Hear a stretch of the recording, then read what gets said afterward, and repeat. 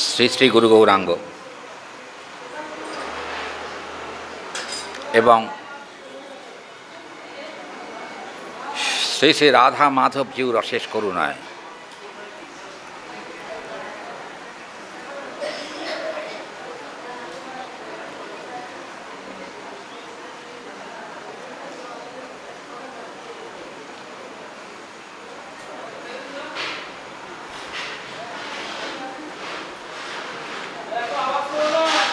শ্রী ঊর্জব্রত বা নিয়ম সেবা উপলক্ষে প্রতিদিনের ন্যায় আজও আমরা সান্ধ্যকালীন ভাগবতী অনুষ্ঠানে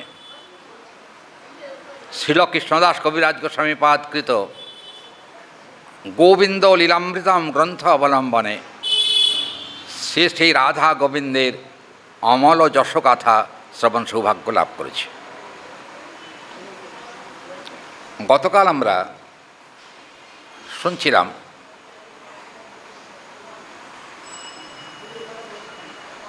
অখিল ব্রহ্মাণ্ডপতি ভগবান শ্রীকৃষ্ণ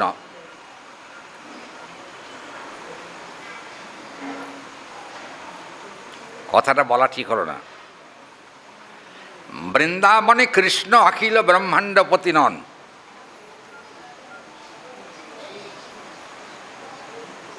কারণ প্রিয়া প্রিয়েশ্বরমেব সম্বন্ধ সহিতম। বৃন্দাবনে মধুর রসে কেবলমাত্র প্রিয়ার প্রিয় সম্বন্ধ। এখানে কি হচ্ছে? এত কথা কেন? যারা কথা বলেন তারা বাইরে যান। বৃন্দাবনে কেবলমাত্র প্রিয়া এবং প্রিয় সম্পর্ক। সেখানে কিন্তু স্বয়ং ভগবানের প্রকটের কথা স্বীকার করা হয়নি, এটা সিদ্ধান্ত সমন্বিত। হ্যাঁ, শুধু কান্তা প্রেম নয়, দাস্যরসে দাস এবং প্রভু সম্পর্ক, ওখানে কিন্তু ঈশ্বর আর সেবক এ সম্পর্ক আছে। সখ্যেও কিন্তু ভগবানের প্রকাশ নাই। তুমি কোন বড় লোক, তুমি আমি সম, এই হলো সম্বন্ধ। আর তৃতীয় হলো বাৎসল্য রস। বাৎসল্য রসে ভগবানকেও পিটানো যায়। একটা ছোট্ট লীলা বলি। গ্রন্থটার অবস্থা দেখছেন কি পরিস্থিতি? এই গ্রন্থ আর আমি ধরতে পারছি না, ধরলেই ভেঙে যাচ্ছে। হ্যাঁ, এক একটা পাতা 15 টুকরো 20 টুকরো হয়ে গেছে। সেগুলোকে জুড়ে জুড়ে দেখছি, কি করব? কিন্তু এটার মূল্য আছে না আলাদা। এত প্রাচীন গ্রন্থ তো আজকাল পাওয়া যায় না। এখন বাৎসল্য রসে ভগবানকেও শাসন করা যায়।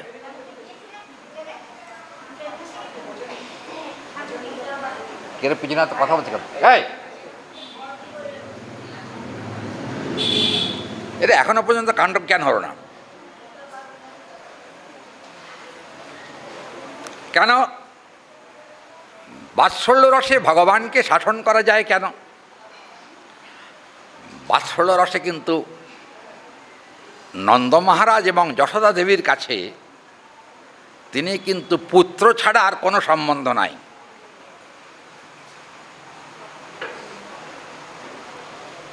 একদা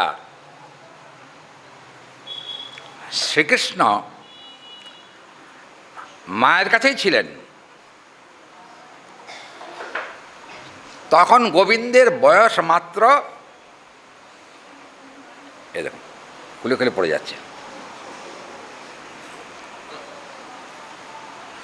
গোবিন্দের বয়স মাত্র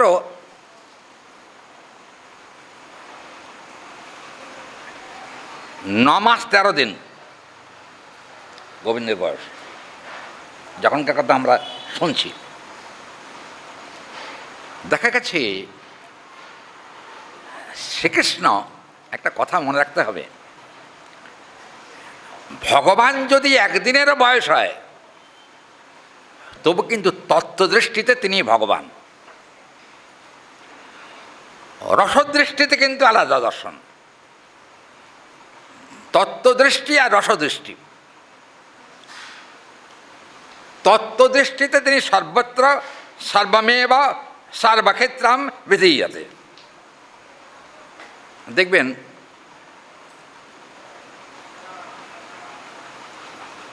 তত্ত্বদৃষ্টিতে তিনি জগদীশ্বর তত্ত্বে, রসে কিন্তু তিনি জগদীশ্বর নন। রসে জীব গোস্বামীপাদ তিনি কিন্তু বলছেন যে তত্ত্ব রসবৈশিষ্ট্যেন সম্মুখ সম্বন্ধ জ্ঞানাং প্রযুজ্যতে। তত্ত্ব এবং রস, দেখবেন ঐশ্বর্য জ্ঞানেতে সব জগৎ মিশ্রিত, কিন্তু পরের চরণে এসে বলছেন ঐশ্বর্য শিথিলি প্রেমে নহে মোর প্রীত। ঐশ্বর্য জ্ঞানেতে সব জগৎ মিশ্রিত, সবাই ঐশ্বর্যটাই দেখে, ওনার ক্ষমতা কত ওইটা দেখে, কিন্তু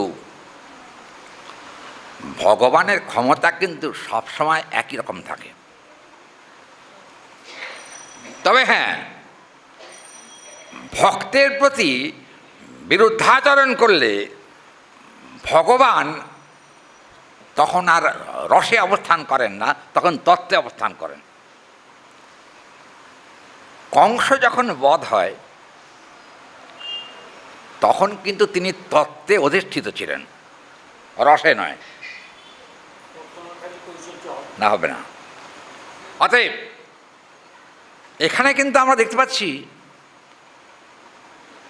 রাধারানীর সঙ্গে গোবিন্দের যে সম্পর্ক, সে সম্পর্ক কিন্তু তত্ত্বের নয়, রসের সম্পর্ক। দেখবেন রূপ গোস্বামীপাদ তিনি কিন্তু তার শ্রীমদ্ ভাগবত দশম স্কন্ধের রাসপঞ্চাধ্যায়ের টিকাতে বলছেন,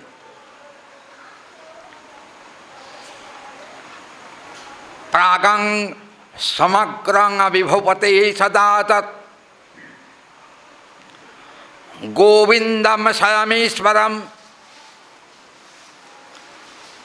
শক্তে কংসমকিমপি প্রাধান্যম চরণ দাসস্য বিবর্চতে। এখানে বলছেন যে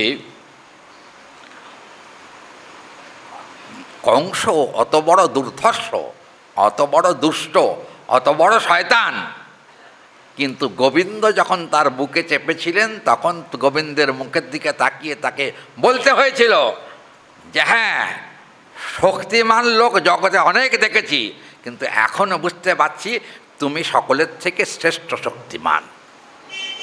কিন্তু মজার কথা, মরতে মরতেও কংস কৃষ্ণকে ভগবান বলে স্বীকার করেন নাই, স্বীকার করেনি। কারণ অনভিজ্ঞার্থম না তত্ত্বজ্ঞানম। দেখবেন অভিজ্ঞতার অভাব, তত্ত্বজ্ঞানের অভাব। বাহ্যত শক্তি দেখে তিনি স্বীকার করেছেন বটে, কিন্তু তত্ত্বজ্ঞান নাই, অভিজ্ঞতা নাই এবং শাস্ত্রজ্ঞান তো নাই। কংসের কোনোদিন ছিল না, মরার সময়ও কিন্তু তার তত্ত্বজ্ঞান ছিল না, কিন্তু শক্তি দেখে বলতে তিনি বাধ্য হয়েছিলেন। হ্যাঁ, দেখুন এই যে কথাটা আমরা দেখছি, আর রাধারানীও কোনো কোনো সময় একটু বিরূপ প্রক্রিয়া করেছেন, প্রসঙ্গত উল্লেখ্য। আর রাধারানীর দৃষ্টিতে কখনো কখনো গোবিন্দকে শক্তিমান হিসাবেই পরিলক্ষিত হয়েছে, তা ভক্তিরসামৃত সিন্ধু গ্রন্থে সনাতন গোস্বামীপাদের টিকাতে পাওয়া গেছে। সনাতন গোস্বামীবাদ ভক্তিসামৃত সিন্ধু গ্রন্থে 'ঊনবিংশ বিলাসে বলছেন যে তত্ত্বং যদি বা দৃষ্টয়েৎ কৃষ্ণ এব পরমেশ্বরম তথাপি সে রাধিকা মাধুর্যমণ্ডিত বিগ্রহস্বমেব লীলয়া সমুপস্থিতম। এখানে বলা হয়েছে তত্ত্বে যদিও তিনি স্বয়ং ভগবান, আর রাধারানীর দৃষ্টিতে তিনি স্বয়ং ভগবান না হলেও, তিনি প্রিয় হলেও লীলার পরিপ্রেক্ষিতে কখনো কখনো তাকে রাধারানীও ভগবান বলতে বাধ্য হয়েছেন। হরি বল। ভাগবতে আমরা দেখতে পাই যখন বৃষাসুর বধ হয় রাধাকুণ্ডের আবির্ভাবের কথায়, বৃষাসুর যখন বধ হয় সেই সময়ে রাধারানী কিন্তু কৃষ্ণকে ভগবান বলে বলেছেন, এ কথা শ্রীমদ্ ভাগবতে টিকাতে উল্লেখ হয়েছে।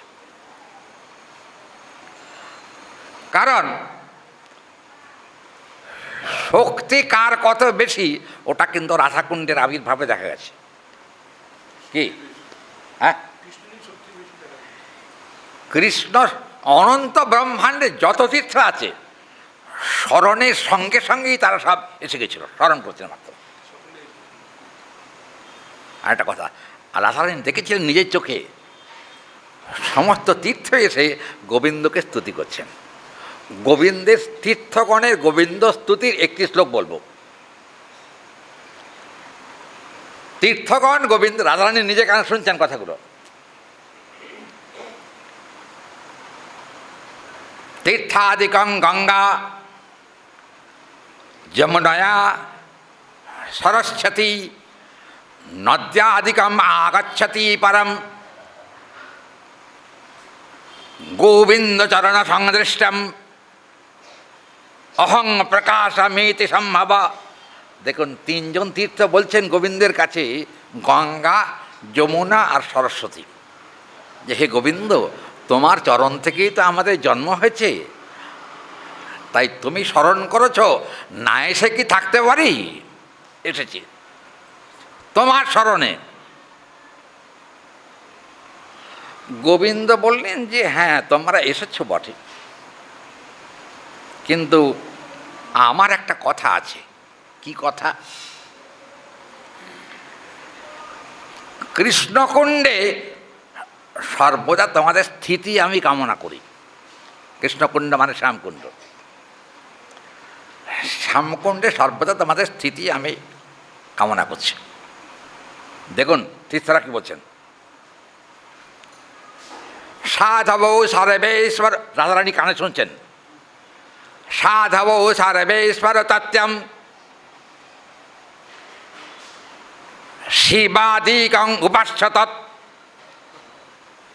বেহরণং সর্বার্থমেবম তীর্থান্তিকম পরমেশ্বরম। হে গোবিন্দ, তুমি শিবেরও উপাস্য, শিব তোমার উপাসনা করেন, কাজেই শিব যদি তোমার কথায় ওঠে আর বসে, আমরা কোথাকার কে? কি হরি বল। শিব তোমার কথা উদ্বোস করছেন। কৃষ্ণ হাসতে হাসতে বললেন তীর্থদেরকে, হে তীর্থগণ, একটা কথা তোমাদেরকে বলি। কেউ কেউ আছে আমাকে তত্ত্বরূপে জানলেও তত্ত্বরূপে প্রতিষ্ঠা করতে চায় না। হরি বল। কথাটা কার? কৃষ্ণ বললেন। কাকে ইঙ্গিত করলেন? হ্যাঁ, রাধ, দেখবেন রাধ হয়া নস্পৃশতি তত্ত্বম। রাধারানীর কাছে কিন্তু আমি তত্ত্ব হিসাবে প্রতিষ্ঠিত নই। তাহলে কে আছে? আমি কে রাধারানীর কাছে? অহম হি রাধিকা প্রিয়স্যম সাধকার্থং পরমেশ্বরান। আমি পরমেশ্বর হলেও রাধারানীর কাছে পরমেশ্বর নই, আমি রাধারানীর কাছে প্রিয় রূপেই প্রকাশিত। প্রিয় প্রিয় প্রিয় বুঝেন? প্রিয় কারে কয়? সব প্রিয় কি এক? পুত্র তো প্রিয়, সখাও তো প্রিয়, বন্ধুও তো প্রিয়, আবার স্বামীও তো প্রিয়। সব প্রিয় কি এক হয়? কি এক না তো? প্রিয়ত্ব সব থেকে কার বেশি? হরি বল। হ্যাঁ হ্যাঁ হ্যাঁ, তুমি বলছো স্বামী, কিন্তু ভাগবতে স্বামী শব্দের উল্লেখ নাই। জড়বিচারে স্বামী, কিন্তু পারমার্থিক বিচারে কিন্তু তাকে প্রিয়ই বলা হয়েছে। জগতে যত রকম প্রিয় আছে, কৃষ্ণের মতো প্রিয় জগতে আর কেউ নাই। আছে, দেখবেন সাগরম প্রিয় হি নদ্যা, কি সাগরের প্রিয় হলো নদী। সাগর হলো শব্দটা পুংলিঙ্গ, নদী হলো স্ত্রীলিঙ্গ। এখন কথাটা হচ্ছে সাগর সে কিন্তু নদীকে বক্ষে ধারণ করে। প্রসঙ্গ তো বলতেই হচ্ছে, প্রসঙ্গ যখন এসছে। পতি যেমন, পত্নী অজস্র গুণশালিনী হলেও পতির কাছে সে যেমন প্রিয়া এবং তাকে বক্ষেও ধারণ করেন, সেই রকম অনন্ত কোটি ব্রহ্মাণ্ডে যত জলাশয় আছে তার মধ্যে সাগর কিন্তু শ্রেষ্ঠ শক্তিমান। কিন্তু সাগরের থেকে যে নদী এসেছে সেই নদীকেই আবার কিন্তু সাগর বক্ষে ধারণ করে। কেন বলুন তো? দৃষ্টান্ত দিচ্ছেন শাস্ত্রে। বক্ষে ধারণ করছেন কি করে? যেহেতু প্রিয়া প্রিয় সমাযুক্তা, যেহেতু প্রিয়া এবং প্রিয় দুজনে অভিন্ন হৃদয়, সমাযুক্তা হি, একটা হি পদ প্রয়োগ হয়েছে। হ্যাঁ, ওটা হি বলার উদ্দেশ্য নিশ্চয়ার্থে বলা হলো রাধারানীর প্রিয়া একমাত্র গোবিন্দই, একথা বলা হলো। নিশ্চিত নিশ্চয়ার্থে বলা হচ্ছে। বাবা পাঠ করলে হবে না, কিছু তো বোধ থাকতে হবে, ব্যাকরণ বোধ না থাকলে পাঠ করা যাবে না। আমাকে, আমাদের যে রেকর্ডিং হচ্ছে না ইউটিউবের, আমাকে অনেকে ফোন করে বলছে, মহারাজ আপনি সংস্কৃত একটু কম বলুন, অত সংস্কৃত আমরা বুঝতে পারি না। কিন্তু আমার তো জন্মকাল থেকে এই চলছে। এখন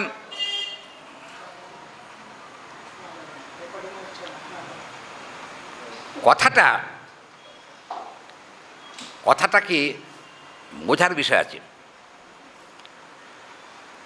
শাস্ত্র প্রমাণ ছাড়া কোনো কথা বলা উচিত নয়, এটা কিন্তু পাঠের বৈশিষ্ট্য বলুন আর যাই বলুন। আমার কথা শুধু কথাই, তাতে ব্যথা দূর হবে না, কিন্তু শাস্ত্র কথাতে অনন্ত কোটি কল্পকালে হৃদয়ের ব্যথা সব বিধ্বংস হয়ে গিয়ে প্রেমানন্দ সাগরে নিমজ্জিত করা যায়। এটা হলো বৈশিষ্ট্য। সব কথাতেই ব্যথা আছে, কিন্তু কৃষ্ণ কথায় কোনো ব্যথা নাই। কি বলেন না আপনারা? সব কথায় ব্যথা আছে না? কি? হ্যাঁ হ্যাঁ আছে আছে। ওই যে ওখানে বলছেন দুজন এরম এরম করছে, তার মানে ওদের স্বামীরা বোধহয় বেশি ভালোবাসে, ওই জন্য। হ্যাঁ, কথাটা শুনুন। নতুন নতুন স্বামী কিন্তু বেশ অতিরিক্ত ভালোবাসে, কিন্তু স্বামী যদি অত্যন্ত ক্রোধী হয়, কি বলেন, ক্রোধে ভালোবাসা থেকে কি? আমি বাবা বুঝবো না অত কথা, আপনারা বলুন না। হ্যাঁ শুনুন, ভালোবাসায় কিন্তু শাসন স্তিমিত। দেখবেন জীব গোস্বামী পাদ বলছেন, আসল কথা জীব গোস্বামী পাদের মতো পণ্ডিত তখনকার দিনে কেউ ছিল না। জীব গোস্বামী বলছেন এখানে যে শাসনস্য সম্বন্ধ জ্ঞানানাম নদৃষ্টতে পরমেশ্বরম, কিন্তু গোবিন্দ সমসাক্ষরম এব তত্রৌতম প্রিয়া প্রিয়ার্থে। তার মানে প্রিয় এবং প্রিয়, প্রিয়া এবং প্রিয় যদি সম্বন্ধ ঠিক থাকে, সেখানে শাসন কখনো অবস্থান করে না। করে? প্রিয়া প্রিয়তে শাসন হয়? কখনো না। কিন্তু পিতা পুত্রে শাসন হয়, হয় না? আর কান্তা প্রেমে শাসন নাই, কিন্তু ঝগড়া আছে। কি বাবা, ভুল বলেছি? মায়েরা ভুল বলেছি কি? কান্তা প্রেমে ঝগড়া নাই, কিন্তু এটা কথা কেন? তাহলে কি আমি ভুল বললাম নাকি? ভুল বলেছি কি? কান্তা প্রেমে ঝগড়া কিন্তু ভালো, তবে সেই ঝগড়াটা মিষ্টি ঝগড়া। মিষ্টি না কথাটা?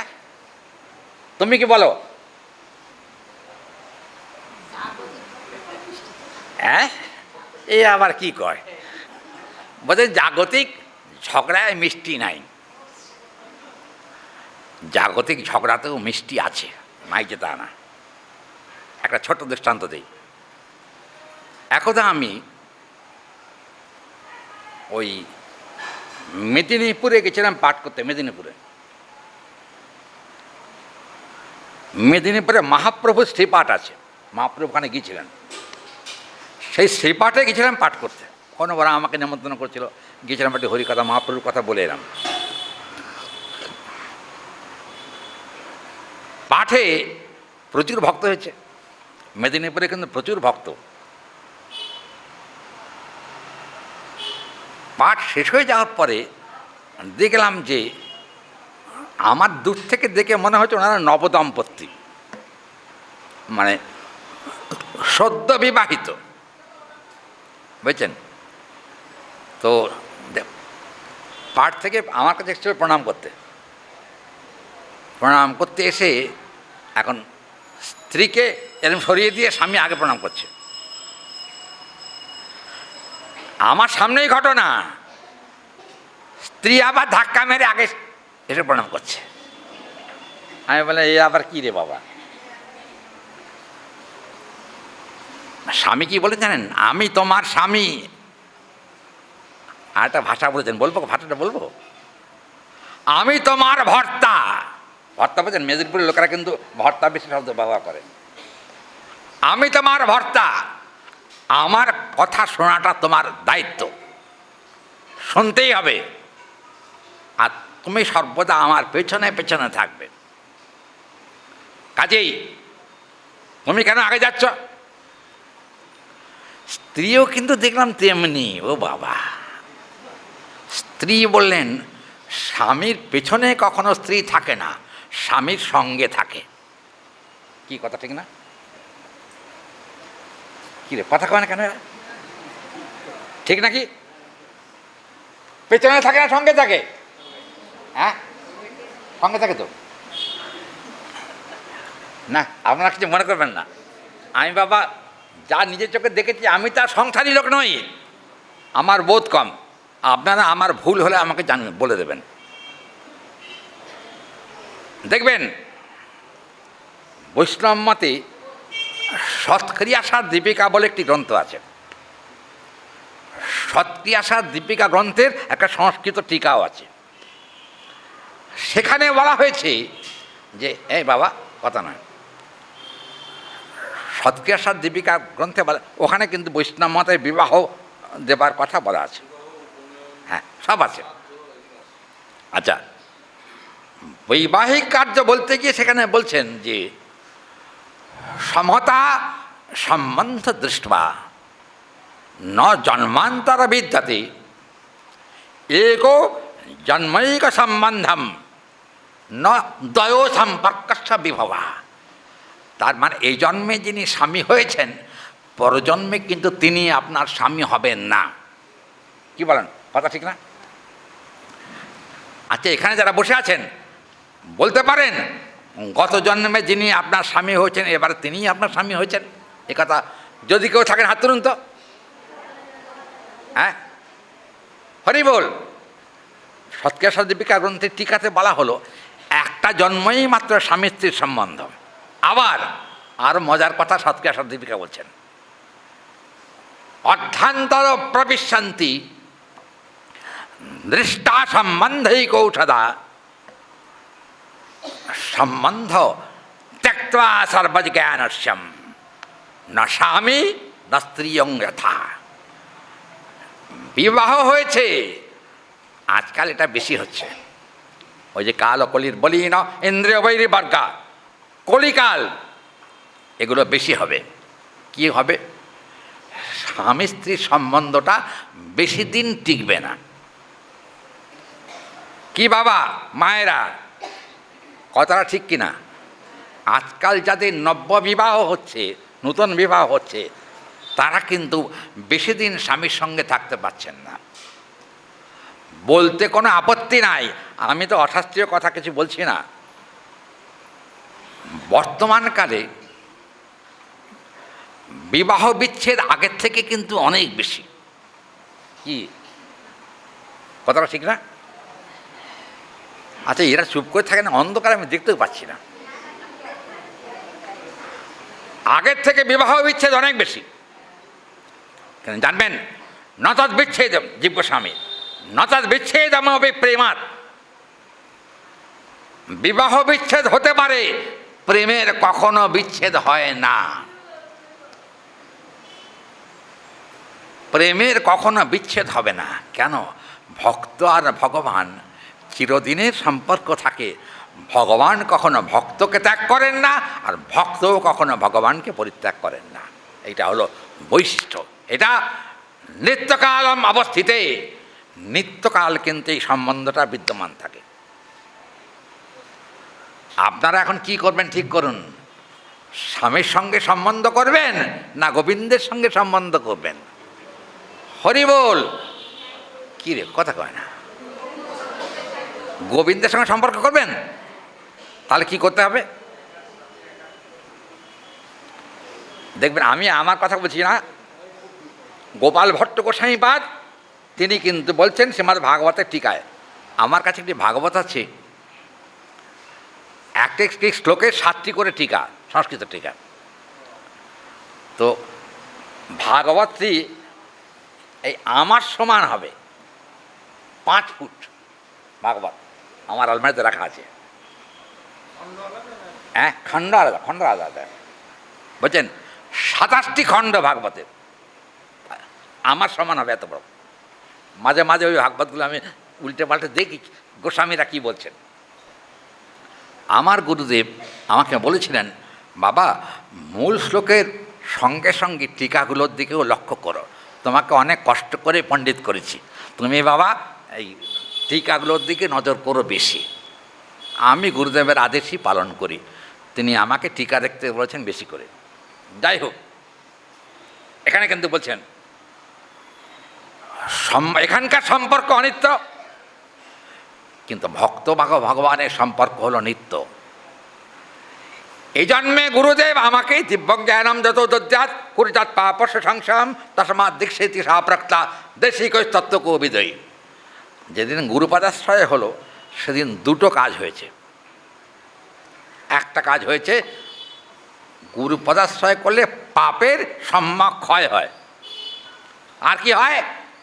দিব্যজ্ঞানম যত দদ্যাৎ, দিব্যজ্ঞান লাভ হয়। তবে আপনারা যদি আমাকে প্রশ্ন করেন যে আপনার কাছে তো আমরা অনেকেই দীক্ষিত হয়েছি, এখনও দিব্যজ্ঞান হয় নাই কেন? না, কথাটা ওরকম ব্যাখ্যা হবে না। ব্যাখ্যাটা হচ্ছে গুরুপদাশ্রয়ের দিন থেকে তার পাপক্ষয় শুরু হয়। গুরুপদাশ্রয়ের দিন থেকে। দেখুন, নরোত্তম ঠাকুর মহাশয়, আপনারা গুরুবন্ধনে জানেন, এটা শ্রীগুরু কার মনে আছে? হ্যাঁ, শ্রীগুরু চরণ পদ্ম কেবলি ভকতি সদম বন্দময়ী সাবধান মতে, বন্দময়ী সাবধান। কি হয়? গুরুদেবের সঙ্গে সম্বন্ধ কি এক জন্মের? চক্ষুদান দিলা যেই জন্মে জন্মে প্রভু সেই, চক্ষুদান দিলা যেই জন্মে জন্মে প্রভু সেই, দিব্যজ্ঞান হৃদয় প্রকাশিত মরিরে, দিব্যজ্ঞান হৃদয় প্রকাশিত। দেখুন, গুরুদেব হচ্ছেন জন্মে জন্মের প্রভু। এখানকার স্বামী জন্মে জন্মের নয়, এখানকার ছেলেও আত্মীয় সবই কিন্তু একই জন্মের সম্পর্ক। কিন্তু ভগবান আর গুরুদেবের সঙ্গে সম্বন্ধ হলো নিত্য। যে সম্বন্ধ একবার শুরু হলে সে সম্পর্ক কখনো বিনষ্ট হয় না। অনন্ত ব্রহ্মাণ্ডে এমন কোনো শক্তিমান ব্যক্তি নাই যে গুরুদেব আর ভগবানের সঙ্গে সম্বন্ধকে বিচ্ছেদ করতে পারে, নাই, হবে না। দেখুন, আজকেই সকালে কথা হচ্ছিল, আজকে আমাদের একটা উৎসব ছিল, আমাদের এক ভক্ত দেহত্যাগ করেছেন, তার কাজ হলো আজকে। কথাটা হচ্ছে, এখানে কিন্তু বলা হয়েছে যে জীব গোস্বামীপাদ শ্রীমদ্ ভাগবতের যখন টিকা করেন, সনাতন গোস্বামীর কাছে গিয়েছিলেন। জীব গোস্বামীপাদ সনাতন গোস্বামীপাদকে গুরু জ্ঞান করতেন। গিয়ে বলেন, গুরুদেব, শ্রীমদ্ ভাগবতে আপনার টিকা আমি দেখেছি, তাতে আমি কিন্তু আলাদা একটা উদ্দীপনা পেয়েছি। আপনার কৃপা নিতে এসেছি, আপনি আমার গুরুদেব, আপনি কৃপা করে আপনার চরণ দুখানি আমার মাথায় দেন। দেখুন, হাত মাথায় দেন এ কথা বলেন নাই, আপনার চরণ দুখানি আমার মাথায় দিন, কারণ আপনার একরঞ্চ চরণে ধুলিতে আমি শাস্ত্র ব্যাখ্যা সম্পূর্ণ করতে পারব। কথা বোঝা গেল? দীনতা কীরকম?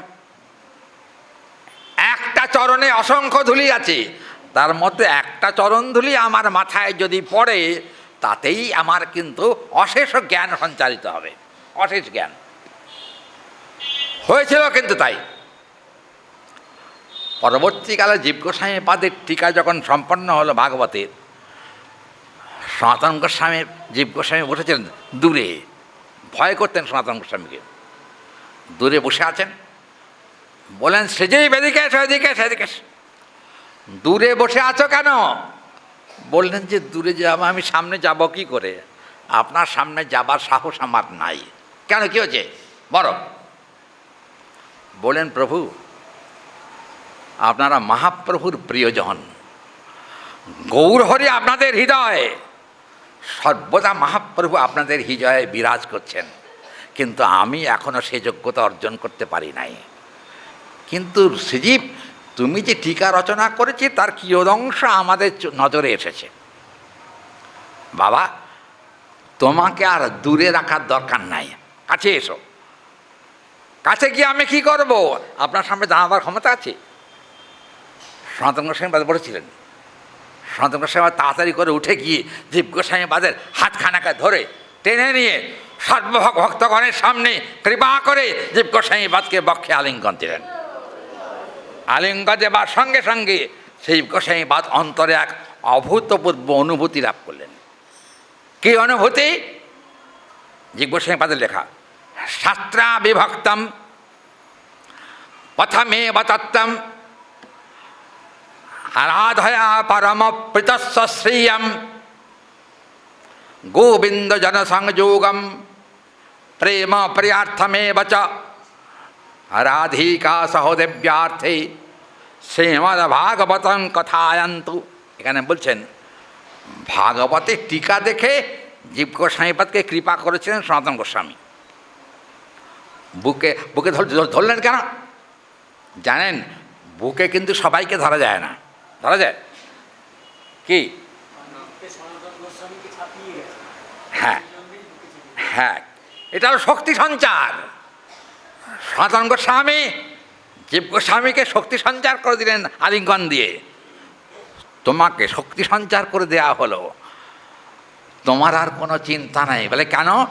গৌরসুন্দর তোমাকে নিত্যকালের জন্য চরণের দাস রূপে অঙ্গীকার করবেন। প্রসঙ্গত উল্লেখ্য, মহাপ্রভু, সনাতন গোস্বামী, অরূপ গোস্বামী, গোপাল ভট্ট গোস্বামী, এরা সব একদিন মোটে ইষ্টগোষ্ঠী হচ্ছিল। হ্যাঁ, ইষ্টগোষ্ঠী হতে হতে জীব গোস্বামীপাদ সেখানে এসে উপস্থিত হন। সনাতন শ্রীজীবকে দেখে মানে এসে এসে শ্রীজীব এখানে। মহাপ্রভু বললেন, ওটা কে হয়? বলে, ওটা আমার ভাইপো। ভাইপো বুঝেন তো? ভাইয়ের ছেলে। ওই সেই অনুপমের ছেলে। ও আচ্ছা আচ্ছা। ও কি ভক্তিরাজ্যে প্রবেশ করেছে? সনাতনকে জিজ্ঞেস করছেন মহাপ্রভু, ও কি ভক্তিরাজ্যে প্রবেশ করেছে? বলে, প্রভু ভক্তিরাজ্যে প্রবেশ তো করেছেই, আবার আপনার অসীম কৃপা বলে শ্রীমদ্ ভাগবতের টিকাও করেছে। কই দেখি দেখি দেখি দেখি, কি টিকা করেছ? শ্রীজীব বড় বড় জাহাজগুলো বসে আছে, রূপ গোস্বামী, সনাতন গোস্বামী, গোপাল ভট্ট গোস্বামী, এদের সামনে, আর স্বয়ং ভগবান গৌরহরি বসে আছে। কি টিকা করেছ? মহাপ্রভু শুনতে চাইলেন জীব গোস্বামীর কাছে। টিকা একটু বলবো? মহাপ্রভুকে যে টিকা শুনেছিলেন জীব গোস্বামী, দেখুন চমৎকার। জীব গোস্বামী আগেই সনাতন গোস্বামী পাদের চরণে প্রণাম করলেন।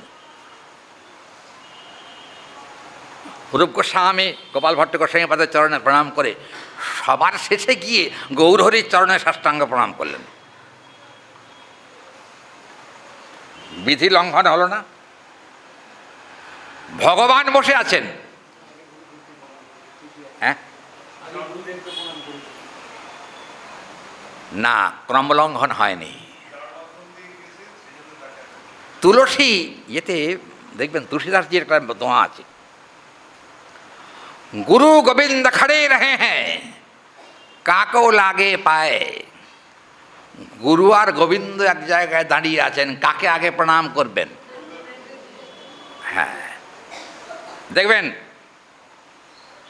তত্ত্বং দৃষ্টিতং মহতং চ বিষ্ণুম, তার মানে তত্ত্ব যেখানে অবস্থান করেন আর তত্ত্বদ্রষ্টা যেখানে থাকেন, তত্ত্ব থেকে তত্ত্বদ্রষ্টার প্রাধান্য আগে।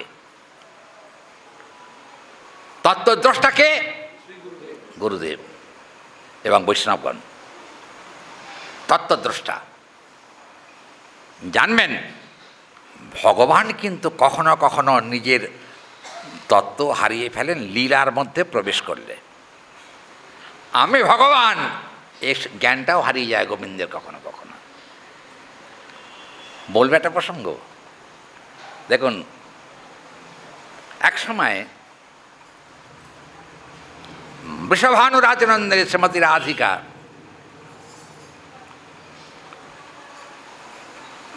বসে আছেন। গোবিন্দ সুবলের সঙ্গে এসেছেন রাধারানীর কাছে, বলে যাবেন না। আর রাধারানীর সামান্যতম অংশ কিন্তু সুবল। এখন এসেছেন, সুবলের সামনে কিন্তু মধুর রসের প্রয়োগ দেখা যায় অনেক জায়গাতে, সুবলের সামনে, কিন্তু শ্রীরাম সুদামের সামনে হয়নি। এখন রাধারানী বসে আছেন, সুবল সঙ্গে রয়েছেন গোবিন্দের। সুবল এসে গোবিন্দকে বলছেন, উনি যে বসে আছেন ওকে তো প্রণাম করলে না। গোবিন্দকে বলছেন। গোবিন্দ বলেন, তুই যদি বলিস তাহলে আমি একবার গিয়ে মাথা ঠুকতে পারি, তাতে আমার কোনো আপত্তি নাই। বলে, আগে তত্ত্ব বলো, তারপর লীলা শুনবো। যাদের তত্ত্বজ্ঞান নাই, লীলাতে তাদের প্রাকৃত বুদ্ধি হয়। তত্ত্বজ্ঞানটা আগে দরকার। কি হলো? সুবল বলাতে কৃষ্ণ বলেন, তুই যদি বলিস একবার প্রণাম করতে পারি। আর রাধারানীর কানে কথাটা গেল, গিয়ে রাধারানী কি শুনেই চরণ দুটো ভালো করে ঠেকে ঢুকে বসলেন। চরণ দুটো ঢেকে বসার পর গোবিন্দের কিন্তু তাতে লক্ষ্য গেছে। চরণ দুটোই বেরিয়েছিল আগে, কিন্তু লক্ষ্য গেছে রাধারানী চরণ ঢেকে দিয়েছেন। সুবল বললেন, কৃষ্ণ, যাকে প্রণাম করতে যাচ্ছিস আর রাধা কিন্তু আসলে তত্ত্ব নয়, রাধা কিন্তু শক্তি। তুই শক্তিমান হয়ে শক্তির কাছে মাথা নত করবি? এটা কি হয়? খুব মনোযোগ করুন কথাটায়। রাধা শক্তি, চৈতন্য চরিতামৃত, কৃষ্ণ পূর্ণ শক্তিমান, দুই বস্তু ভেদ নাই শাস্ত্র পরমান। দেখুন, দুটো বস্তুতে কিন্তু আলাদা কিছু দেখানো হয়নি। কৃষ্ণ আর রাধা তত্ত্ব তো একই।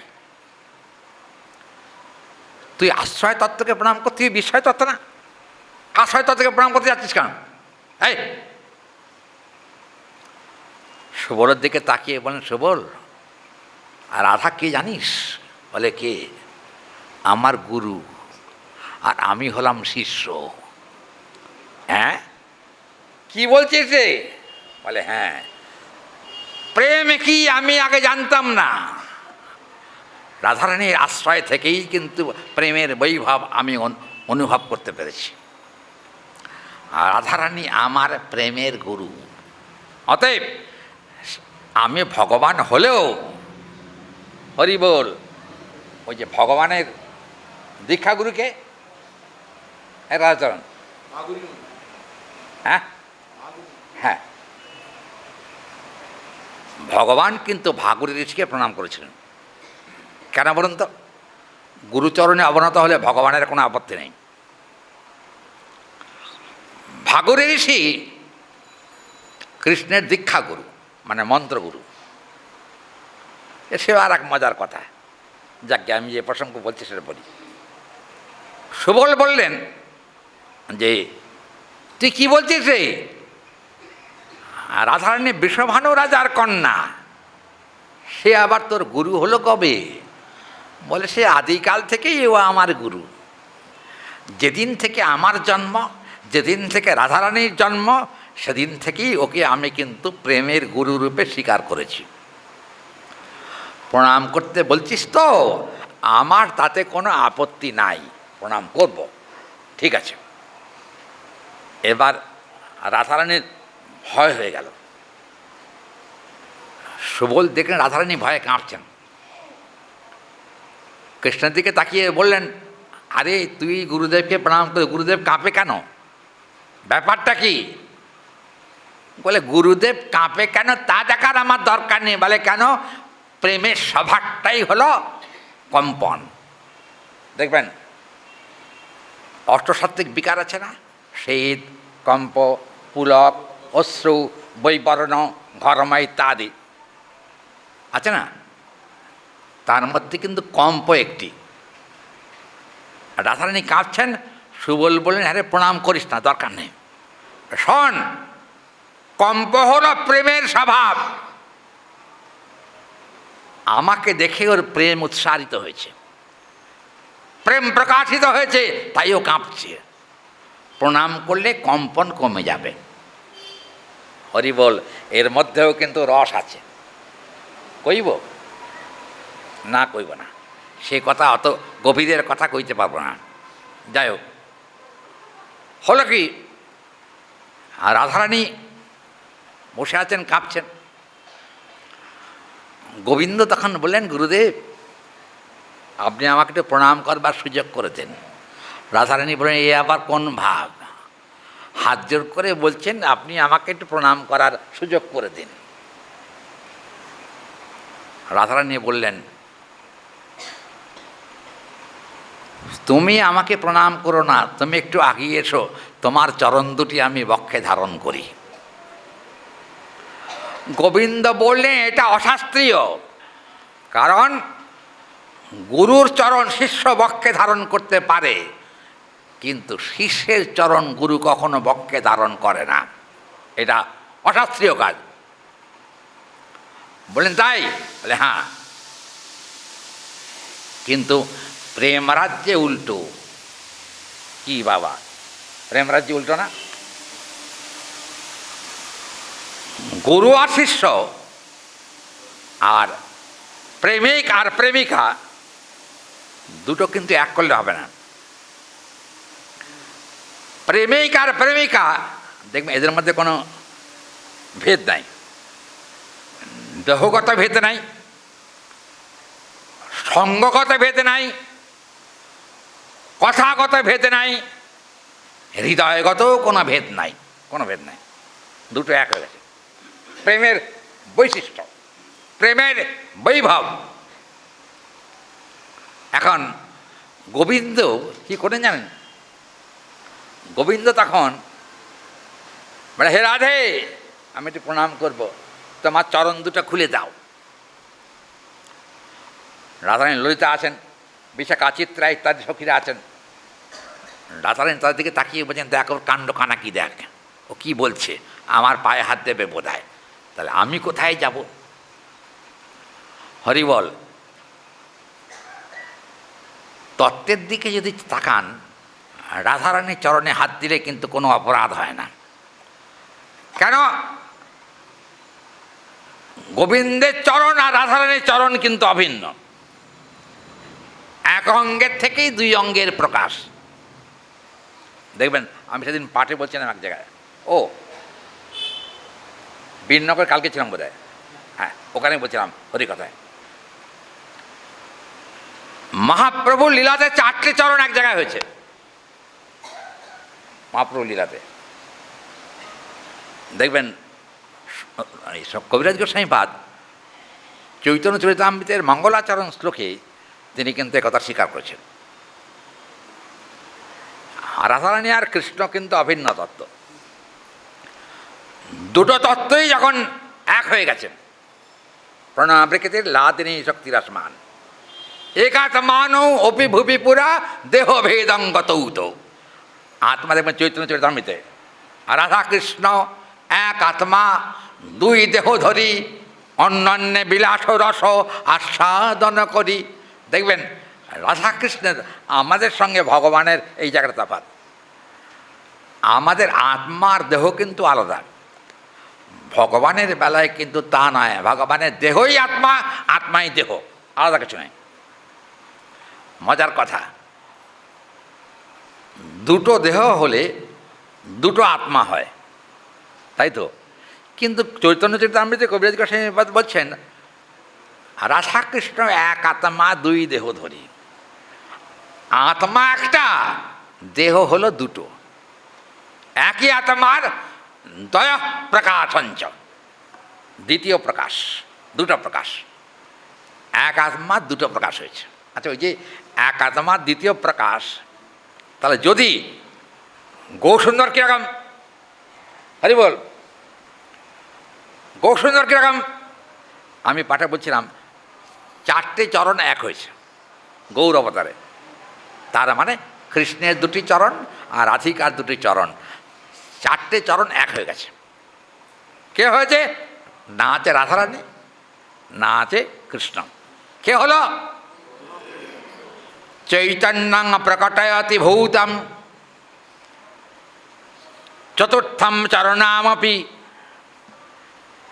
রাধিকা মাধুর্যদৃষ্টান্ত্যম গোবিন্দং স্পর্শানুভবে। গোবিন্দের সবসময় ইচ্ছা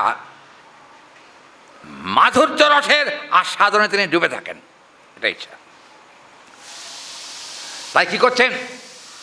মাধুর্য রসের আস্বাদনে ডুবে থাকবার বাসনায় তিনি কিন্তু দুই মূর্তি এক হয়েছেন, 4টে চরণ এক হয়ে গেছে। কিন্তু প্রসঙ্গত উল্লেখ্য একটা কথা বলি, আর রামানন্দ রায় আর মহাপ্রভু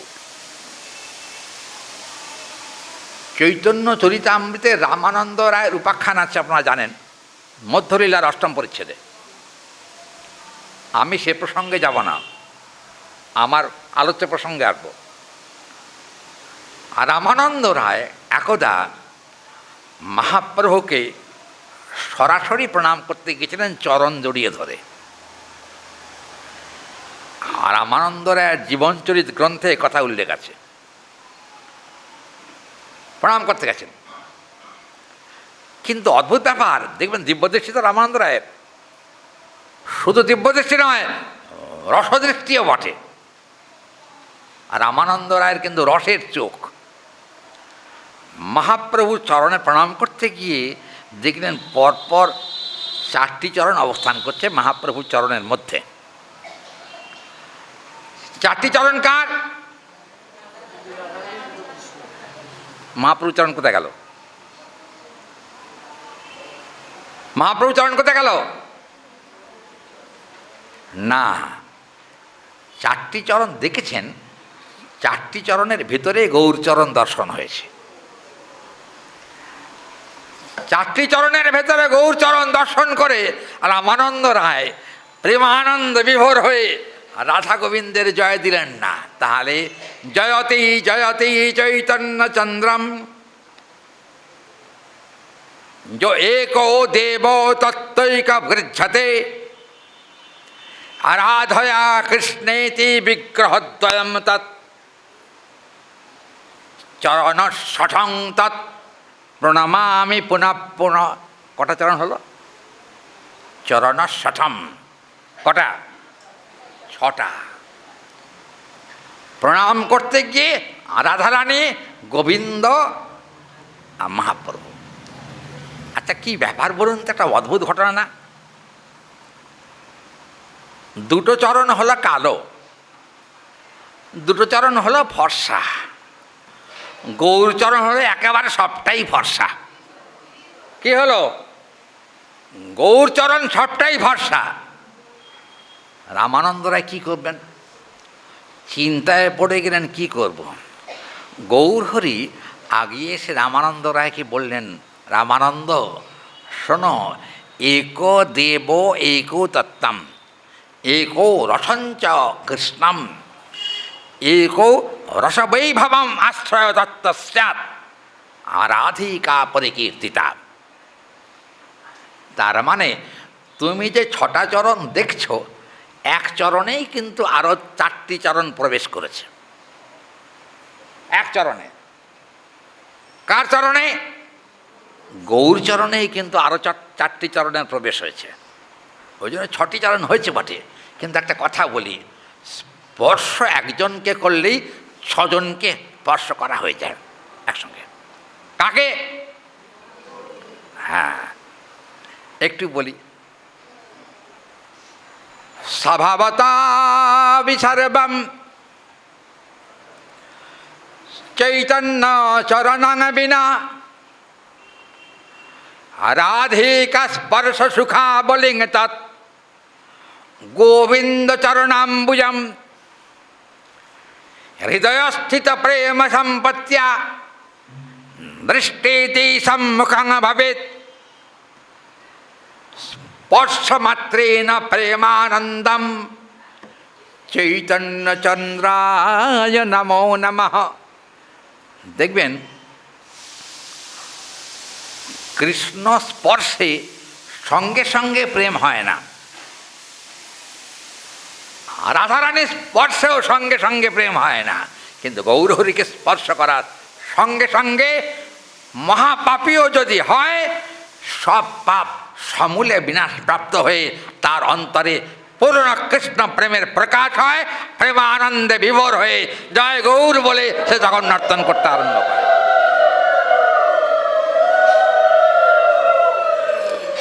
প্রেমানন্দেতি বৈভবম, এটা মহাপ্রভুর প্রেমের বৈভব। মহাপ্রভুর প্রেমের বৈভবের দিকে তাকালে কয়টা বাজে? 15 মিনিট আছে এখন। মহাপ্রভুর প্রেমের বৈভবের দিকে তাকালে কিন্তু আশ্চর্য হতে হয়। কারণ দেখুন, কালকে বলছিলাম না পাঠে, মনে আছে আপনাদের? কৃষ্ণ অবতারে তিনি কিন্তু মথুরার রাজা, দ্বারকালীলাতেও তিনি কিন্তু দ্বারকাধীশ, কি বলেন, গৌর অবতারে এসে কিন্তু রাজার খেতাব তিনি গ্রহণ করেন নাই। কি খেতাব নিয়েছেন প্রসঙ্গত উল্লেখ্য, খেতাবটা কিসের? শুধু সন্ন্যাসী বললে হবে না বাবা, এখানে এখানে শাস্ত্র কি বলছেন দেখুন। বৈশিষ্ট্যে রাধারানী এবং গোবিন্দের থেকে গৌরসুন্দরের বৈশিষ্ট্য বেশি,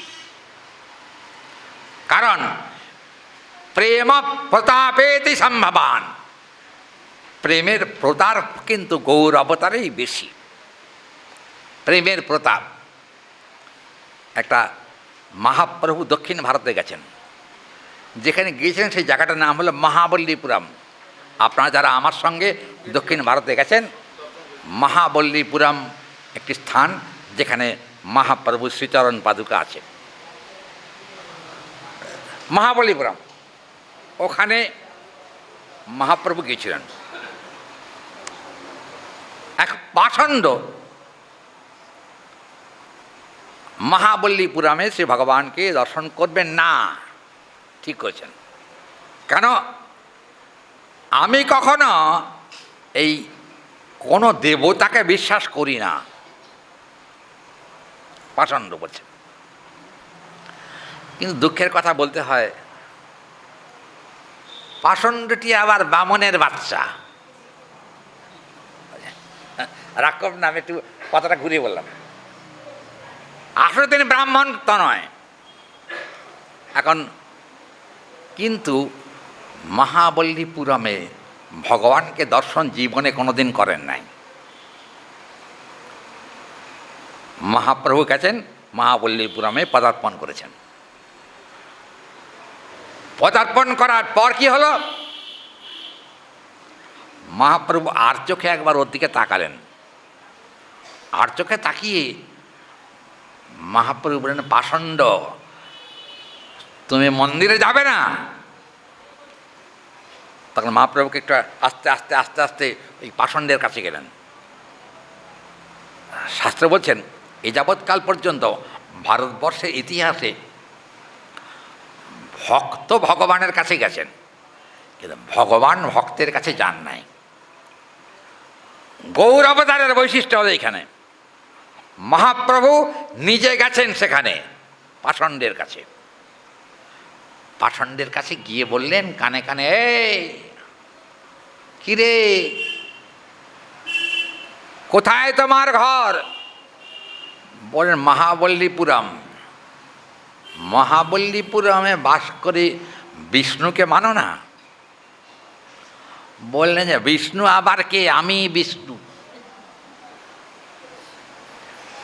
ব্রাহ্মণ কুমার বলেন, আমি বিষ্ণু। কারণ দেখেছ, এই যে আমার আছে, পৈতে একখানা বার করেছে। আমার পৈতেটা কোথায় গেল? আছে হয়তো ভিতরে। আচ্ছা, আমি ব্রাহ্মণের সন্তান, কিন্তু মহাবল্লীপুরমের ভগবান বিষ্ণুকে স্বীকার করি না। মহাপ্রভু হাসতে হাসতে বললেন, শোনো, ব্রাহ্মণের ছেলে হয়ে যদি বিষ্ণুকে স্বীকার না করো বাবা, তাকে ব্রাহ্মণ বলা যায় না। কি আপনি জানেন আমার কত শক্তি? তোমার বাবা কি শক্তি? আপনাকে আমি পটকান দিয়ে ফেলতে পারি। পটকান বুঝেন? হ্যাঁ, আপনাকে বাঁ হাত দিয়ে ধরে ঘুরিয়ে ফেলে দিতে পারি, ডান হাত লাগবে না। গৌরহরি বললেন, ও আচ্ছা, তা বাবা তোমার বাঁ হাতের এত জোর? বলে হ্যাঁ। জানেন না তো আমার কত শক্তি? শক্তিটা কোথায় পেলে? বলে আমি কসরত করি। কসরত মানে বুঝেন? ব্যায়াম করি।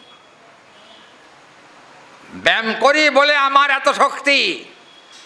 আপনি আর কি, কোথায় আর আপনার ক্ষমতা? বুঝতে পেরেছেন? আপনাকে আমি দেখে নিতে পারি। গৌরহরি বলেন, আমাকে একবার ছুঁয়ে দেখো না, ঠেলায় পড়বে তখন। জড়িয়ে ধরতে হবে না, তোমার ভাষায় পটকান দিতে হবে না, কিন্তু একবার আমাকে ছুঁয়ে দেখো, আমার শক্তি আর তোমার শক্তির তারতম্য। মহাপ্রভু হাসতে হাসতে তার দিকে তাকিয়ে বলেন, কই, আমার কাছে এসো, একটু আমার শরীরটা ছুঁয়ে দেখো কেমন। তখন ও বেটা অশ্রদ্ধায়, অবহেলায় মহাপ্রভুর কাছে এসছেন। মহাপ্রভুর কাছে এসে কী করে জানেন? মহাপ্রভুর কাছে এসে এই তো ছবো এখনই, কিন্তু মহাপ্রভুর কাছে ছুঁতে গিয়েও ছুঁতে পারছেন না। কি হলো? ওই শয়তান ব্রাহ্মণ তো নয়, সে দেখছে মহাপ্রভুর অঙ্গের থেকে জ্যোতি নির্গত হচ্ছে। জ্যোতি দেখে অঙ্গে হাত দিতে ভয় পাচ্ছেন। মহাপ্রভু বলেন, কি গো, আমার অঙ্গে হাত দেবে বললে কি হলো, দাও হাতটা দাও। তখন বললেন যে আমি মানে চালু ছিল খুব, বুঝলেন, বলল কি একে ভগবত বিদ্বেষী, তা আবার বামনের বুদ্ধি বেশি। কথাটা বাবা তোমরা কিছু মনে করো না, অন্যান্য জাতির থেকে কিন্তু ব্রাহ্মণদের বুদ্ধি বেশি, রাগ করবে না আমার উপরে। তবে আমি কিন্তু একদম বোকার ডিম, কিচ্ছু নাই, আমার কোনো বুদ্ধি শুদ্ধি নাই। হলো কি, মহাপ্রভু বললেন আমাকে ছোঁও। বলেন তোমার গায়ে কি আছে গো? বলে আমার গায়ে তো কিছুই না, তোমার গা আর আমার গায়ে কি? তোমার সঙ্গে আমার তফাৎ হলে তুমি টকটকে ফর্সা, আমি অত ফর্সা নই, কিন্তু তোমার শরীর দিয়ে কিরকম একটা দেখা যাচ্ছে। কি মহাপ্রভু রহস্য করে বলেন, আমার শরীরে কি খুব নোংরা আছে? কি দেখা যাচ্ছে? বলে না না না না, তা বলছি না, তোমার শরীর দেখতে, শরীর থেকে একটা জ্যোতি বেরোচ্ছে, যে জ্যোতি জীবনে কোনো দিন দেখি নাই।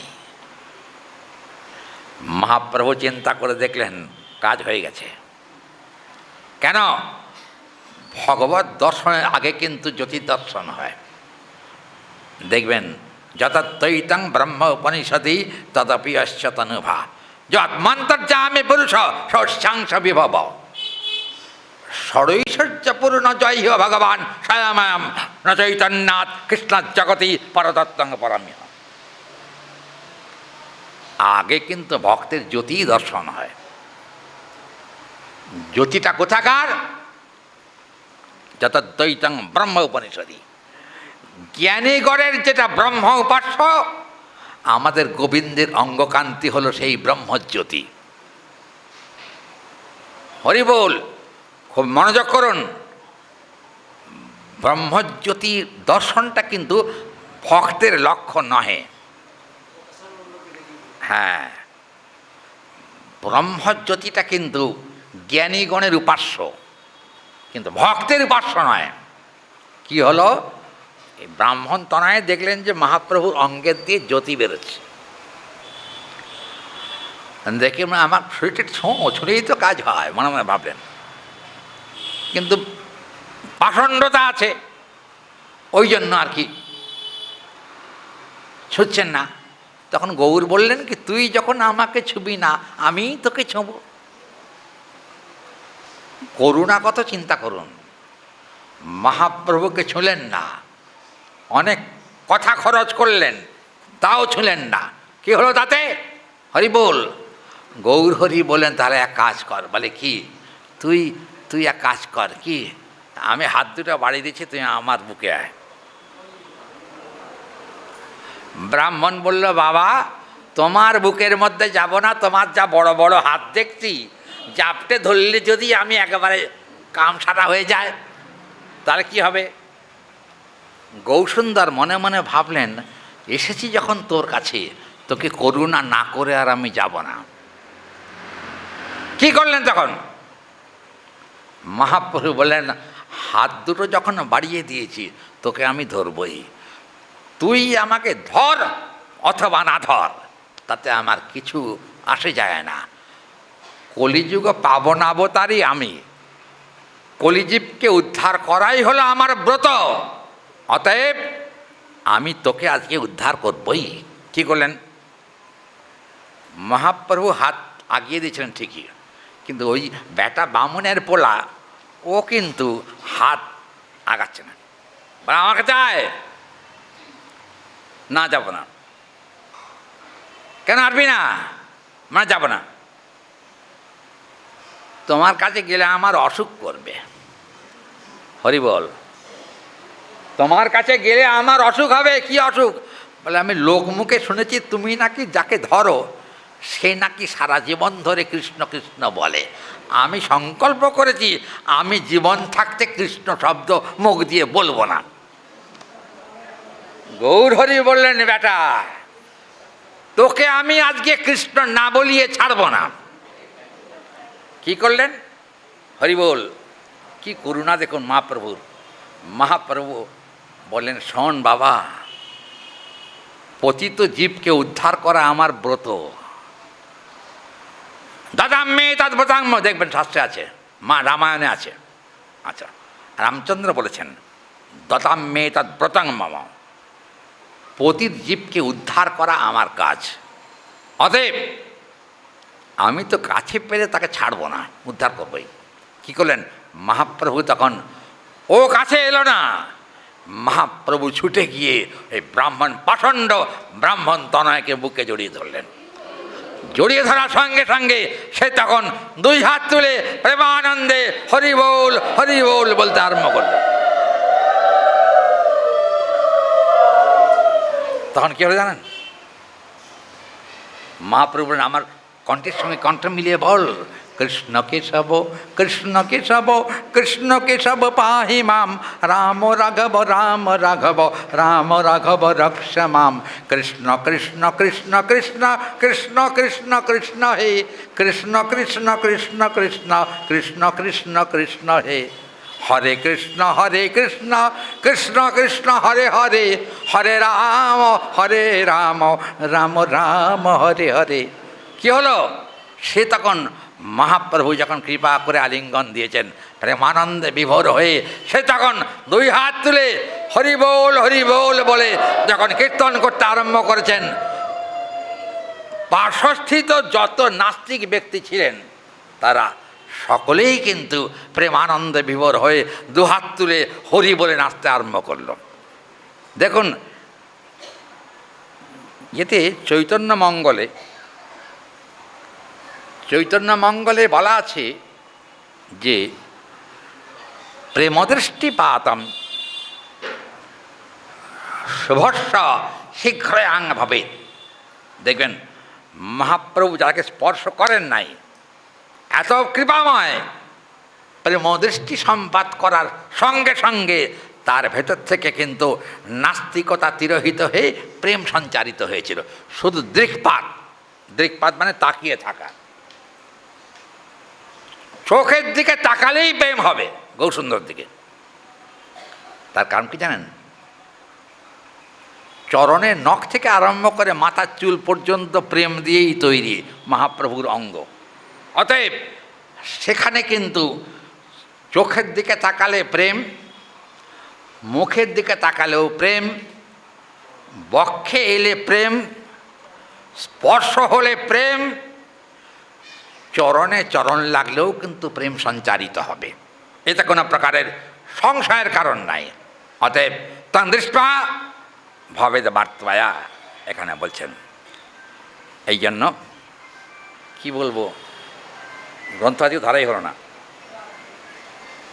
কি করি? একটা শ্লোক তো বলবো।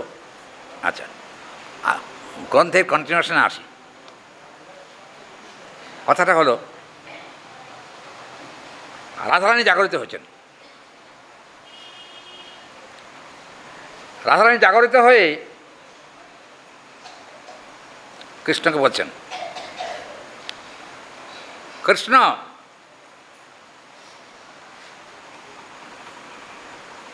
তুমি তো আমার প্রিয়, এতে কোনো সন্দেহ নাই, কিন্তু একটা ব্যাপার হলো কি, আমার শরীর ভালো নেই, তাই বলছিলাম আমার পায়ের নুপুরটা খুলে গেছে,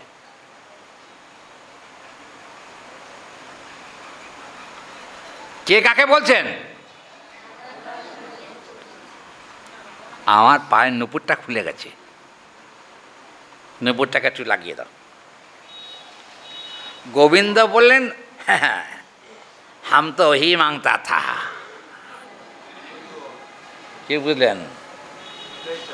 আমি তো ওটাই চাইছিলাম। হে রাধে, তুমি আমার প্রেমের গুরু, তোমার কাছ থেকেই আমি প্রেম শিক্ষা করেছি, তোমার চরণের নুপুর পরিয়ে দিতে আমার কোনো আপত্তি নাই। কি করলেন তখন? সখীগণ সমাক্ষে রাধারানীর চরণ থেকে খুলে যাওয়া নুপুরটাকে ধরে রাধারানীর চরণ দুটি ক্রোড় দেশে স্থাপন করে কি করলেন? রাধারানীর চরণের নুপুরটাকে গোবিন্দ পরিয়ে দিলেন। রাধারানী বললেন, তুমি এত পরিশ্রম করলে, তোমায় কি দেব? হরি বল। পরের শ্লোক এখানে আছে, তোমাকে কি দেব? তুমি তো আমার পায়ের উপর পরিয়ে দিলে, পারিশ্রমিক কি? হরি বল। গোবিন্দ বললেন, বলবো কথাটা? গোবিন্দ বললেন, আমি তোমার শিষ্য, তুমি আমার প্রেমের গুরু, তাই তোমার কাছ থেকে আমি করজোড়ে মিনতি হয়ে প্রার্থনা করছি, তোমার চরণে যেন আমার প্রেম সঞ্চারিত হয়। এইটা প্রার্থনা। চিন্তা করুন, গোবিন্দ চাইছেন রাধারানীর চরণে প্রেম উৎপন্ন হয় বা সঞ্চারিত হয়। দেখুন গ্রন্থ কি বলছেন। গ্রন্থ বলেন,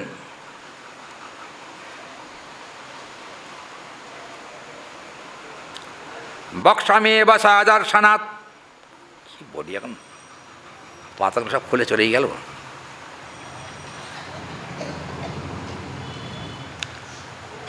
ওহ, গুঁড়ো গুঁড়ো হয়ে যাচ্ছে। এখানে বলছেন যে রক্ষামে বা দর্শনাথ ভক্ত্যা তদ ভাগ্যস্ব সচেতনম হরিম কিদৃক্ষ দিদৃক্ষমেব সপ্রিয়ার্থম সর্বমেব রসমাধুরীম। গোবিন্দ রাধারানীর রসমাধুরী দর্শন করে আনন্দ পুলকিত চিত্তে তিনি কিন্তু তখন রাধারানীর কাছে বলছেন, কি বলছেন না, কি বলেন জানেন? বিদং চন্দ্রমসি প্রয়াতমে বস্তনবেক্ষকান্তম বিশ্লেষ সভর্তমে বা পশ্যতাল্যম দিদৃক্ষতে সমাবর্তেতে চিত্রপট্যাৎ রাধে পটলমেব স্বয়মেব মাদিনম। এখানে বলছেন, হে রাধে, আমি সর্বদা প্রেমের দাসত্ব করতে ইচ্ছুক। কথাটা ঘুরিয়ে বলেন, প্রেমের দাসত্ব মানে কার দাসত্ব? হ্যাঁ, ওই কথাটা কিন্তু সরাসরি বলেন না। আমি সর্বদা প্রেমের দাসত্ব করতে ইচ্ছুক। কিন্তু হে রাধে, একটা কথা বলি, যাদব প্রেম স্বভাবাৎ, তার মানে প্রেমের জন্ম হয়েছে কোথায়? তস্য চরণারবিন্দম, তোমার চরণ থেকেই প্রেমের জন্ম হয়েছে। তাই আমার ইচ্ছা, তোমার যে চরণ থেকে প্রেমের উৎপত্তি হয়েছে সেই চরণের দাস হয়েই আমি থাকতে চাই। হরি বল। এর থেকে সুখের কথা রাধারানীর আর কিছু হতে পারে না। হতে পারে কি? হরি বল। এর থেকে সুখের কথা রাধারানীর কিছু আর নেই। কি করলেন?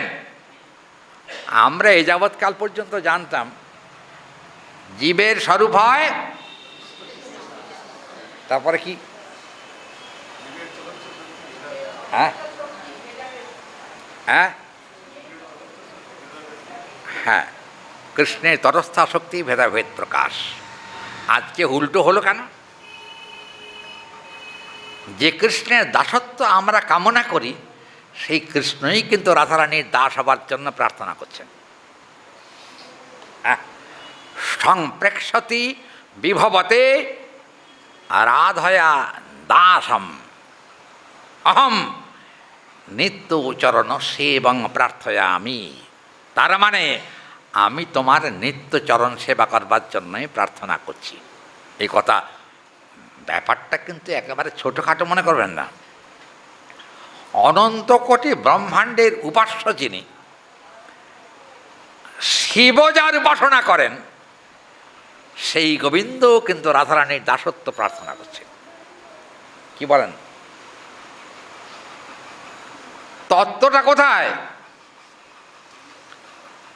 তত্ত্ব কিন্তু, পরতত্ত্ব কিন্তু প্রেমের কাছে নত। কথাটা বোঝা গেল? পরতত্ত্ব প্রেমের কাছে অবনত হয়েছে।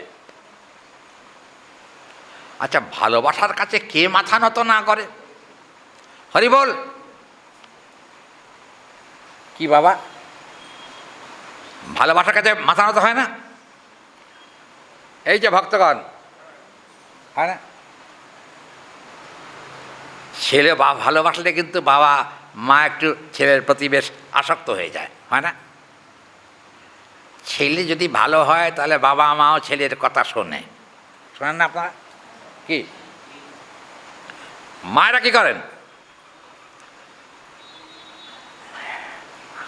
বলবো? আজকে সকালবেলা একজন এসেছেন, তার কন্যা পরিণয় হবে, বিবাহ। উনি আমার কাছে কাঁদছিলেন, মেয়েটাকে হাতছাড়া করছি, মেয়েটা আমাকে ছেড়ে চলে যাবে। বাবা কি বলবো আপনাকে, কি আমার মেয়ের মতো মেয়ে হয় না। কি গুণ আপনি দেখলেন? আমি যা বলি তাই শোনে। আর আপনি কি করেন? বলে মেয়ে যা বলে আমি তাই শুনি। কি হরি বল? ভালোবাসার প্রভাব কি? একে অপরের দাসত্ব করায়, তাই নাকি? আবার স্বামী স্ত্রীর বেলায় কি হয়? আপনারা যদি আমার উপর রাগ না করেন তাহলে বলে ফেলি সত্য কথা। এক শ্রেণীর লোক আছে কিন্তু যাকে বলা হয় স্ত্রৈণ। হরি বল। মায়েরা স্ত্রৈণ কাকে বলে? ওরে বাবা, উনি বলছেন স্ত্রীর কথায় যে শুধু ওঠে বসে না, কান ধরে ওঠে বসে। আমি নিজে দেখেছি। দেখুন, গ্রন্থের পাতা ছিঁড়ে চলে গেছে। আমি নিজে দেখেছি, বুঝছেন? স্ত্রীর সামনে যদি কোনো ভুল করে ফেলে, স্ত্রী যদি কখনো বলেন যে কান ধরে উঠবস করা, আমি নিজে দেখেছি স্বামী স্ত্রীর সামনে উঠবস করছে। শুধু উঠবস নয়, এই আর এই, বুঝছেন? এটা হয় কি না? কি রে, কথা কয় না? হয় না? সামনের মায়েরা বলছে হ্যাঁ হয়, অবশ্যই হয়। হ্যাঁ, উনি বলছেন কান ধরে উঠবস করা দেখিনি, কথা শুনে চলা অনেক আছে। শুনুন, ভালোবাসার বৈভব এটা। ভালোবাসায় কিন্তু দীর্ঘ আর ক্ষুদ্র এর কোনো তারতম্য থাকে না। থাকে না? থাকে? আচ্ছা, একটা কথা বলি, রাগ করবেন না আমার ওপরে। আচ্ছা, 3 বেলা সতীসাধ্যী স্ত্রী স্বামীকে প্রণাম করেন, তাই তো? এটা নিয়ম তো? নিয়ম কিনা বলুন? আজকাল স্বামীকে প্রণাম করেন না, বরঞ্চ আমি নিজে দেখেছি স্বামী স্ত্রীর পায়ে হাত দিয়ে প্রণাম করিতেছেন। এটা আমি নিজের চোখে দেখেছি কুচবিহারে। কুচবিহারে নিজের চোখে আমি দেখেছি। কুচবিহার পাঠ করতে গেছিলাম তো রাসমেলায়, ওখানে দেখেছি। আমি দেখি, জানেন কি কি বলবো, দুঃখের কথা, স্বামী এসে স্ত্রীর পায়ে হাত দিয়ে প্রণাম করল। তারপর দেখি ভাগবতকে প্রণাম করতে এলো। আমি ওইটা দেখলাম, আমার চোখ খারাপ তো, ওটা আমার নজরে পড়ে যাওয়াতে পরদিন ওনারা পাঠে এসছেন, পাঠের আগে এসছেন আমার সঙ্গে কিছু কথা বলতে। আমি বললাম আমার একটা প্রশ্ন উদয় হয়েছে, আচ্ছা একটা কথা বলি, কালকে আপনি স্ত্রীকে প্রণাম করে তারপরে ভাগবতকে প্রণাম করলেন কেন? ভাগবত সামনে থাকতে অন্য কাউকে প্রণাম করা যায় না, শাস্ত্রে বিধান নাই। এমনকি নিজের গুরুদেব হলেও নয়, কারণ ভাগবত স্বয়ং ভগবান। তা আপনি স্বামীকে প্রণাম করে গ্রন্থকে প্রণাম করলেন কেন? পতি পরম গুরু, তাই করেছি। আচ্ছা বলুন, একটা কথা বলি। একটা কথা হলো কি, পরের জন্মে স্বামীর ওই পাটা পাবেন তো? উনি বললেন, হাঁ করে তাকিয়েছেন আমার দিকে। কেন বাবা পাবো না? এই জন্মে যদি উনি আমার স্বামী হয়, কেন পরের জন্মে আমি তো পাবো না? পাবই। আমি আগে না, পরের জন্মে আর ওনাকে স্বামী রূপে পাওয়া যাবে না। দেখবেন আর একজন জাম্বুবান এসে আপনার স্বামী হয়ে দাঁড়িয়েছে। কুচবিহারের কথা বলছি এটা। উনি বলেন আমার স্বামী কখনো জাম্বুবান নয়, আমার স্বামীর মতো ভদ্র লোক আর হয় না। ভুল কথা বললেন, ভদ্র আর ভক্ত কিন্তু আলাদা। আগে ভদ্র, তারপর হলো ভক্ত। ভদ্র না হলে ভক্ত হওয়া যায় না। অতএব তাহলে আপনার স্বামী ভদ্র কিন্তু ভক্ত না কেন? ওটাকে উনি সমর্থন করলেন কি করে? ভাগবতের সামনে আপনাকে প্রণাম, স্বামীকে প্রণাম বারণ করলেন না কেন? এটা তো উচিত না। উনি বলেন, দেখুন এত কথা তো আমি জানি না, আমি সামান্য মহিলা, অত জ্ঞান আমার নাই, আমি খবরদার। কৃষ্ণ, গুরুদেব, ভাগবত এর সামনে কিন্তু কখনো অন্য কাউকে প্রণাম করার বিধান নাই, এমনকি স্বামীকেও নয়, শাস্ত্র নিষেধ আছে। কারণ তিনটে তত্ত্ব এক তত্ত্বে নিবিষ্ট, কৃষ্ণ, ভাগবত আর গুরু, তিনটে কিন্তু একই তত্ত্বে নিবিষ্ট। অতএব তাদের সামনে অন্য কাউকে দণ্ডবত প্রণাম করা যাবে না। এখানে কিন্তু যে শ্লোক আমরা শুনছিলাম সেটা হলো, এখানে ও আমাকে বলে গেল পাঠ ছাড় অনেক আগে নাকি টাইম হয়ে গেছে। তাই তো 40-এর বেশি হয়ে গেছে। হ্যাঁ, হরি বল। আচ্ছা আমি ছেড়ে দিচ্ছি, চিন্তার কোনো কারণ নেই, ব্যস্ত হয়ে গেছে যাওয়ার জন্যে। কী বলবো, এসব নিরস তরু বড়, নিরস রসবোধ নাই। কী যে বুঝি না কিছু। সংসার করে বৃথা গেল কাল, লাভ না হইল কিছু ঘটিল জঞ্জাল। জঞ্জাল কুড়াতে যাচ্ছি, কিন্তু হরিভক্তি কুড়াবার ইচ্ছা নাই। এটা হলো অপরাধ। আজকে আর বলছি না, পরের শ্লোকটি আমরা আগামীকাল আস্বাদন করব। বলে যাবেন না। আজকে কী বার? বুধ, বৃহস্পতিবার কি? বৃহস্পতিবার একাদশী, মানে নিয়ম সেবা 15 দিন উদযাপিত হবে মঙ্গলবার দিন। কাজেই আমরা ভগবানের সামনে, গুরুদেবের সামনে আর অন্য কাউকে প্রণাম করা উচিত না, ভাগবতের সামনে। আজকে এই পর্যন্ত শুনে আজকে এখানেই ভাগবতী কথার বিশ্রাম। আজকে আগামীকাল অন্য কথা বেশি বলবো না, শ্লোকাস্বাদন করবো আগামীকাল। একাদশ দিন তো বলবই, এটা ইচ্ছা রইল।